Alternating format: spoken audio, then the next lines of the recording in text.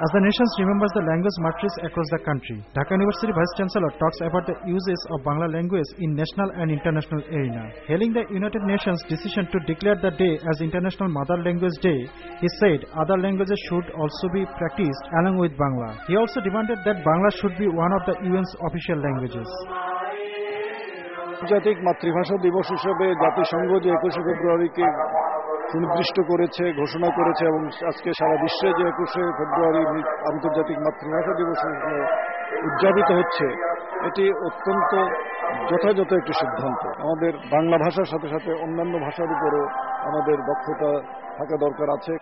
In recent times, there is a growing demand for using Bangla in government offices, including in courts. Chief Justice Fazlul Karim said giving verdict in Bangla would be possible if a law is passed in this regard. Bangla ভাষার রায়টা আমাদের কিছু রায় দিচ্ছেন, আমাদের justice Khairul সাহেব, আমাদের জাতীয় আদালত সাহেব দিয়েছেন, আরো কিছু জাস্টিসরা দিচ্ছেন, কিন্তু বাংলার আমাদের ডিসিশনগুলির অপ্রচলিতার কারণে দেশ বিদেশের জানালে যে বাংলা নাই বলে, বঙ্গবন্ধুতে নাই বলে আমাদের পক্ষে অনেক অসুবিধা হচ্ছে। সুতরাং আমাদের আইনগুলি যদি বাংলায় হয়ে যায় তাহলে ইনশাল্লাহ আমরা ভবিষ্যতে চেষ্টা করব। True that Bangla is the mother tongue of the nation, but it is also true that the uses of Bangla is yet to be a legal being in all government offices, including in the courts.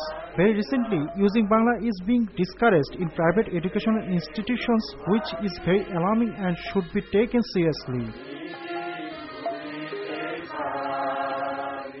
Khalid Arafat, News and Images, Dhaka.